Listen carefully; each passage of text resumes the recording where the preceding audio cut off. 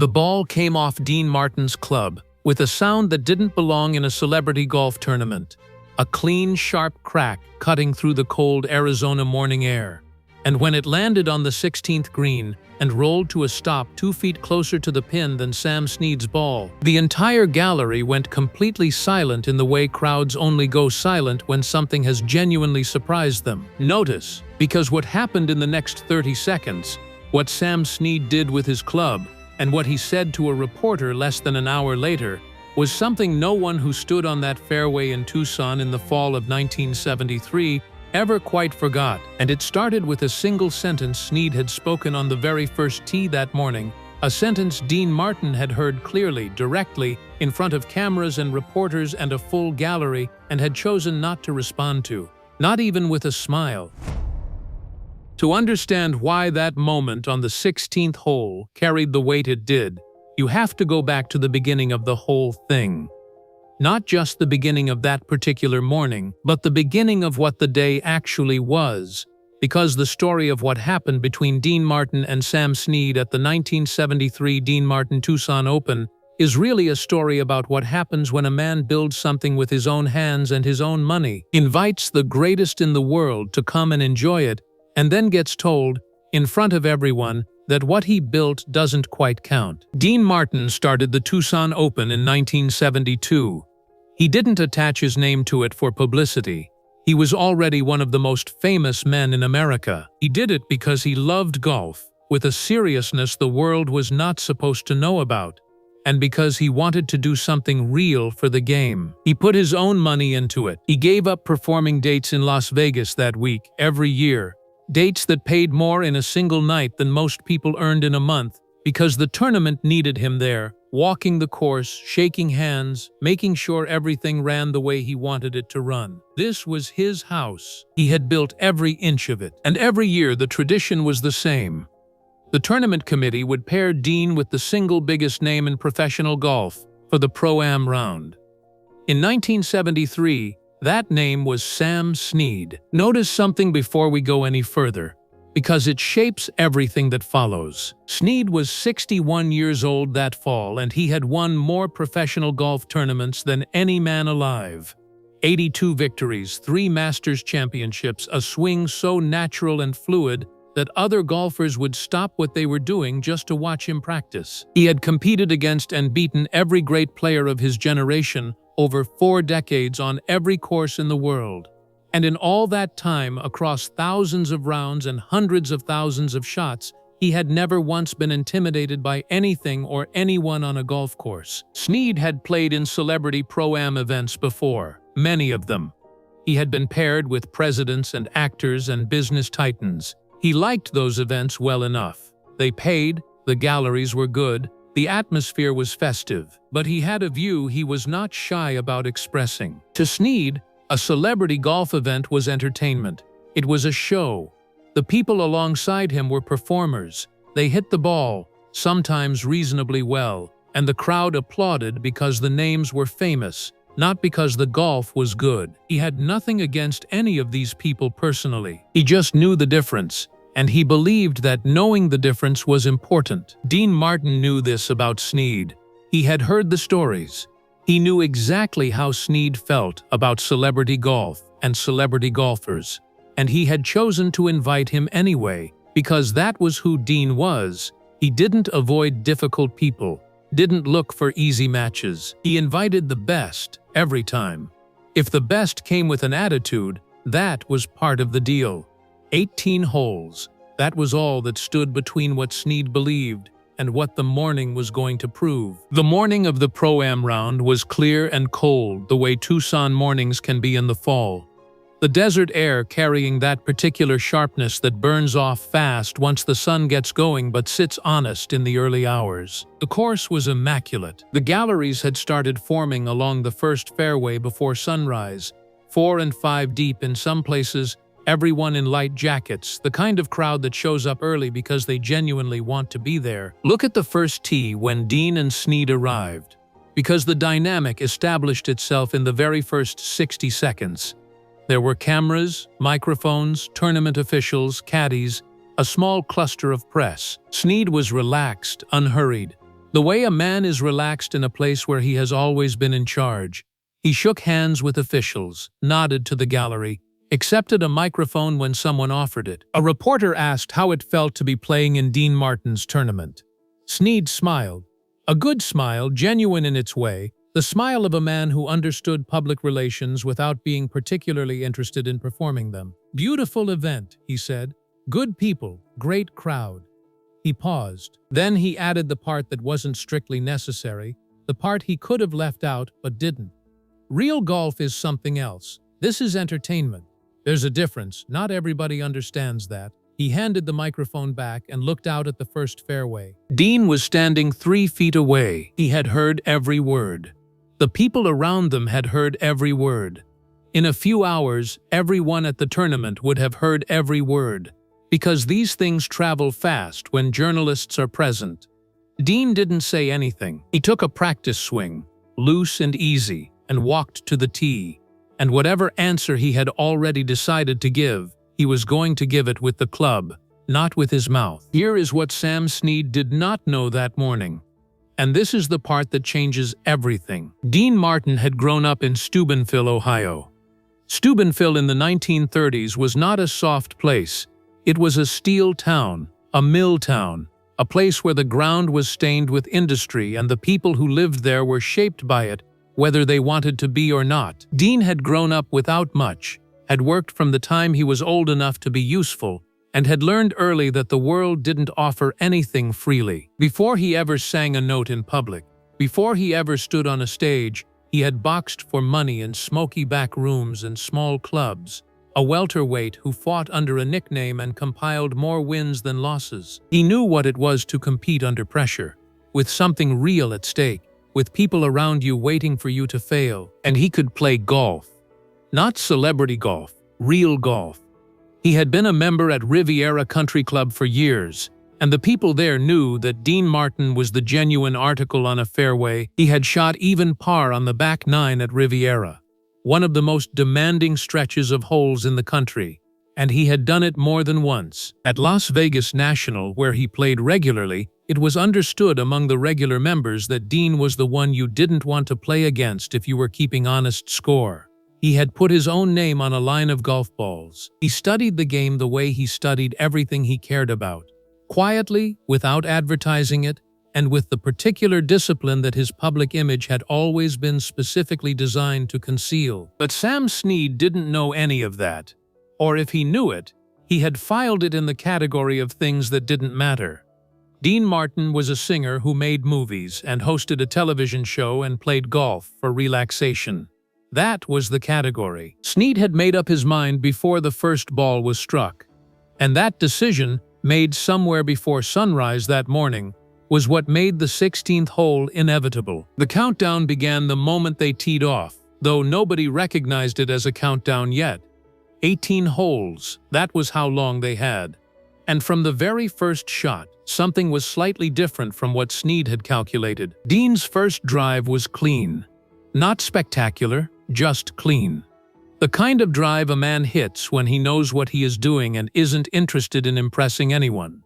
Snead noted it and said nothing. His own drive was longer and more precise, the way a legend's drive is supposed to be. And they walked down the first fairway in the early morning light, with the gallery moving alongside them, the desert stretching out enormous and quiet in every direction. The first few holes passed without incident. Dean played well. Snead played better because Snead always played better. That was simply a fact of the day, like gravity. But Dean's scores were not the scores of a man who was out here for the photograph. They were the scores of someone who understood the game and respected it. Snead kept waiting for the celebrity mistakes, for the shots that came apart under the surface because there was no real technique behind them. By the 5th hole, they hadn't come. By the 5th hole, Snead's caddy leaned over and said something quietly.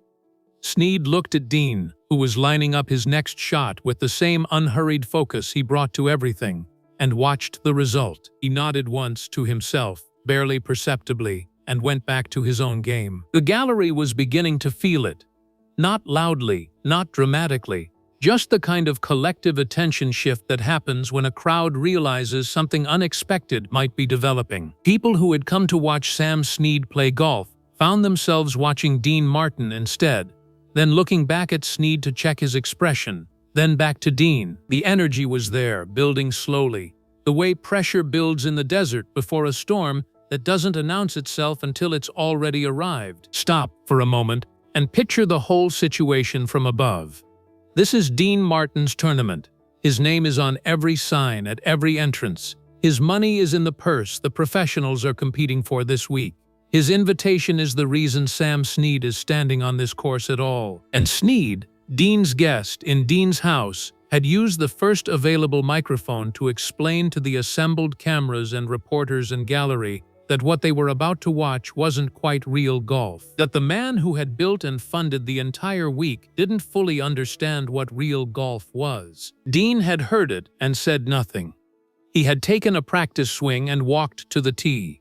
That was going to be his answer, and he had 18 holes to deliver it. By the 10th hole, the atmosphere around the group had changed in a way that was no longer subtle. The gallery had grown. Word travels fast on a golf course when something interesting is happening, and something interesting was clearly happening. Dean was playing some of the best golf of his life on this particular afternoon.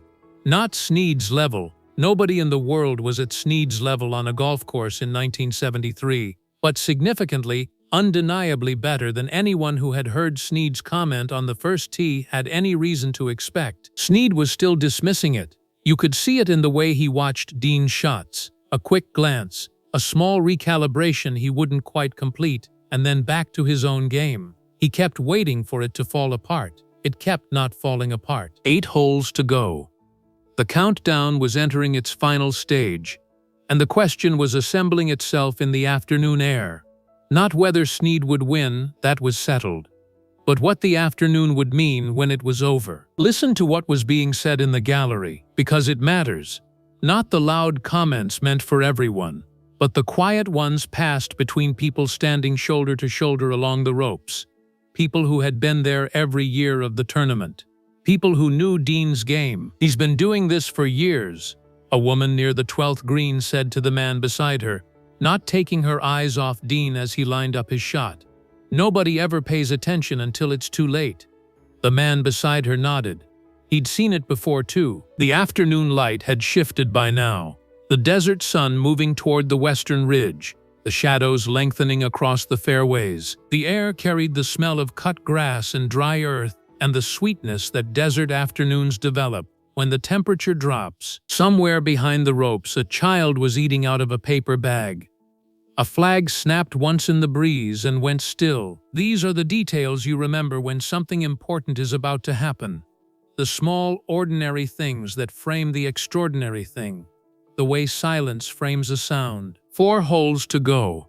The 16th was coming. A par 3 is the simplest hole in golf. One shot, from where you stand to the green, and you're supposed to get there in one. No complicated decisions, no second shot required. Just you and the club and the target. For this reason, it is also the hole where the difference between someone who actually knows what they are doing and someone who doesn't shows up most nakedly. There is nowhere to hide on a par 3. The gap between intention and execution is completely visible to everyone watching. The 16th hole on this course that year had earned a reputation during the morning rounds. Several professionals had struggled with it. The pin was in a position that demanded precision and commitment, and the wind that had developed over the last couple of hours made the calculation more complicated than it looked. Men who played golf for their living had come away from it shaking their heads. It was not a hole that accommodated the uncertain. Snead arrived at the 16th tee with the ease of a man who had been in this situation 10,000 times. He looked at the green, read the wind the way he had been reading wind on golf courses for 4 decades, and made his calculations with the casual authority of complete certainty. Then he turned to Dean. Remember this next moment, because it is the moment when everything that had been accumulating since the first tee finally found its shape. 16 holes in, 2 to go after this. The morning's comment and the afternoon's answer were about to occupy the same 20 square yards of Arizona desert. Snead looked at Dean with that half-smile. Easy, loose, the smile of a man completely at home in the situation. He spoke loud enough for the people immediately around them to hear clearly. Dean, I'll be honest with you. I've been watching you play all day. You've had a good day. A pause, just long enough to mean something. But I don't think there's a shot you can hit on this hole that comes close to what I'm about to hit. He looked at the green, then back. Let's see what you've got. The gallery heard it. The caddies heard it. The reporters at the edge of the ropes heard it and wrote it down immediately. It wasn't cruel. Snead wasn't a cruel man. It was just Snead being fully, unguardedly himself. He believed it. He had believed it since before sunrise. And in 60 years of professional golf, when he looked at a hole and decided he was going to hit it better than whoever was standing next to him, he was right. Dean looked at him. Not at the crowd. Not at the green. At Snead. Directly, for about 2 seconds. Then he looked at the ground in front of the tee. Snead hit first. The shot was, as almost everything Snead did with a golf club was, close to perfect. The ball climbed against the blue Arizona sky, caught the afternoon light, and came down on the green 8 feet from the pin. The gallery responded the way galleries always responded to Snead, with the deep, full-throated sound of people watching a master perform. Snead stepped back from the tee with the quiet satisfaction of a man who has done what he intended to do and sees no reason to make a production of it. He looked at Dean. Dean stepped up to the tee. He did not take an extra practice swing. He did not look at the crowd. He did not look at Snead. He set his feet, took one slow breath, and hit the ball. The sound was different from what the gallery expected. Not louder, not softer, just different. More certain, somehow. The way a ball sounds when it has been struck exactly the way the man holding the club intended to strike it, with nothing wasted and nothing held back. The ball went up. It caught the same light Snead's ball had caught, traveled the same sky, and came down on the same green. It stopped 6 feet from the pin, 2 feet closer than Snead's. Look at what just happened. Not at the ball, but at the man who hit it. A 56-year-old singer, in his own tournament, on the hardest hole of the day after the greatest golfer alive told him he couldn't do it. Look at what just happened. Nobody moved for a moment. The gallery had that particular stillness that crowds only get when something has genuinely surprised them.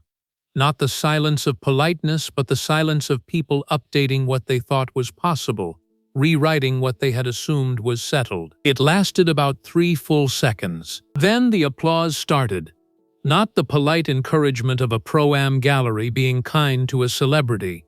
Real applause. The kind with weight behind it. The kind that meant what it sounded like it meant. Sam Snead stood at the edge of the tee and looked at where Dean's ball had come to rest on the green. He was not a man who showed much on his face when processing something unexpected. 6 decades of competition had given him excellent control of his expressions, but something moved across his face in that moment. Something small, genuine, and unplanned. The reporters close enough to see it made note of it without entirely knowing yet how to write it down. He stood there for 5 seconds, maybe 6, long enough that it was noticeable to everyone watching. Long enough that it couldn't be mistaken for anything other than what it was. A man looking at something he hadn't accounted for, taking it in fully, not rushing past it. Then he picked up his putter, and he did something that, in 60 years of professional golf, in 82 victories against the best players in the world, Sam Snead had almost never done for any opponent, anywhere. He raised the putter toward Dean Martin, not dramatically, not with any performance behind it. A slow, quiet lift of the club in Dean's direction, held for 1 second, the way one craftsman acknowledges another across a shared understanding of how difficult the thing they have just watched actually was. Then he lowered it and walked toward the green. The gallery saw it, the reporters saw it, the caddies saw it, Dean saw it. He nodded once, picked up his bag, and walked toward the green without saying anything. Here is what matters about that gesture. Sam Snead had competed against Ben Hogan and Byron Nelson and Arnold Palmer. He did not hand out approval as a courtesy. He did not offer acknowledgement to people who had played well for amateurs. When Snead raised his club toward you, it meant one thing. He had seen you, the real you, the golfer underneath whatever else you were, and what he had seen had met the standard he spent his whole life maintaining. That standard was not a forgiving one. Dean Martin knew it. Everyone watching knew it. They played the last 2 holes. Snead won the round, as he was always going to win the round. The 18 holes were done. The countdown had run its course. The numbers at the end were always going to be what they were. But the afternoon had happened the way it had happened, and the 16th hole had happened the way it had happened, and those were now facts. Permanent, unalterable, sitting in the record of that particular day the way all true things sit, quietly, without needing to announce themselves. In the press area afterward, a reporter caught Snead heading toward the clubhouse. Standard questions first. The course, the field, the tournament overall. Snead answered them with his usual efficiency. Then the reporter asked about Dean. Snead stopped walking. He looked at the reporter for a moment. Then he looked out at the course, at the late afternoon light lying flat and golden across the fairways. He seemed to be deciding something. That 16th hole, he said. He paused. Don't ask me about that 16th hole. He walked into the clubhouse. The reporter stood there with his notebook and stared at the door. Then he wrote it down. That evening, while the tournament dinner gathered in the main hall, the band playing, the bar full, conversations overlapping the way they do when professionals and entertainers end up in the same room, at the end of a long, surprising day, Dean sat for a while by himself with a drink, not hiding, not brooding, just sitting. The way Dean sat when he wanted a few minutes before the room required him to be Dean Martin again. He had built this thing from nothing, year by year, with his own money and his own time. Someone came over and mentioned Snead's comment to the press. Dean smiled, the full smile, the real one. I heard, he said. He took a drink. Good man, he added, and meant it. That was what people sometimes missed about Dean Martin. The ease with which he held complexity. Snead had arrived with his assumptions intact. Those assumptions had been wrong, and Snead had acknowledged it cleanly, without excuses, with his putter raised for 1 second in the afternoon light. In Dean's book, that was exactly how a man was supposed to handle being wrong. He finished his drink and walked into the party. Remember the first tee, the microphone, the cameras, the comment that wasn't strictly necessary. Hold that image against what came next, because the distance between those 2 moments is the whole story. The 1973 Dean Martin Tucson Open would be remembered for good golf, a strong field, a well-run event. The people who had been there for the Pro-Am round had a different thing they remembered. They remembered what happened when the man who built the house went out and played in it. They remembered a sound, a clean, sharp crack that turned into a ball rolling to rest 2 feet closer to the pin than Sam Snead's. They remembered 6 seconds of silence on the 16th tee, and a putter raised once and lowered, and a door closing on a man who had said everything he needed to say. They remembered a comment made on a first tee, in front of cameras, that had been answered 4 hours later on a 16th green, in front of a full gallery, without a single word. That was the thing about Dean Martin that the image always obscured and the people who knew him always understood. He didn't argue, he didn't explain, he just showed up, played, and let the ball speak. The way it always had, from the back rooms of Steubenville all the way to the fairways of his own tournament in the Arizona sun. And when the best golfer alive raised his club and said nothing, Dean Martin understood that the ball had said it well enough. If you enjoyed spending this time here, I'd be grateful if you'd consider subscribing. A simple like also helps more than you'd think.